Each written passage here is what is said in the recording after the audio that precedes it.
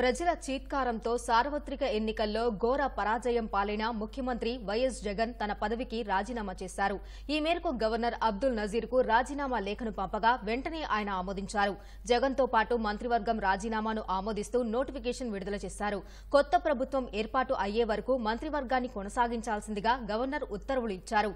5 ఏళ్ల పాలనలో కేవలం ఒకేసారి క్యాంపు కార్యాలయంలో మీడియా సమావేశం ఏర్పాటు చేసిన జగన్ ఘోర ఓటమి అనంతరం రెండోసారి మీడియా సమావేశం పెట్టారు. తనకు అనుకూలంగా ఉండే ఎంపిక చేసిన పాత్రికేయులను మాత్రమే అనుమతించారు. ఎన్నికల ఫలితాలపై పలు వ్యాఖ్యలు చేశారు. ఎన్నికల ఫలితాలతో పూర్తిగా డీలా పడిన జగన్ ప్రజా తీర్పును వివాదాస్పదం చేసే ప్రయత్నం చేశారు. చూసిన ఫలితాలు జరిగిన స్థితిలో చూస్తే నిజంగా ఆశ్చర్యంగా కూడా ఉన్నాయి.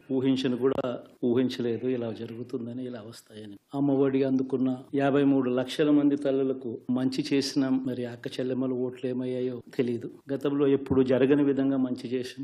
ఎంతో మంచి చేస్తూ అడుగులు వేసినా కూడా ఆ అవ్వాతాతలు చూపిన ఆప్యాయత ఏమైందో కూడా తెలియడం లేదు. మరి ఆ 1,05 లక్షల మంది అక్క చెల్లెమ్మల ప్రేమాభిమానాలు ఏమయ్యాయో తెలియవు.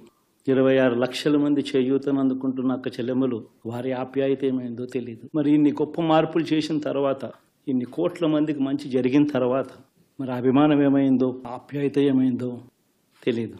ఎవరో మోసం చేశారో, ఎవరో అన్యాయం చేశారో అని చెప్పి అనొచ్చు, కానీ ఆధారాలు లేవు. ఏం జరిగిందో దేవుడికి తెలుసు.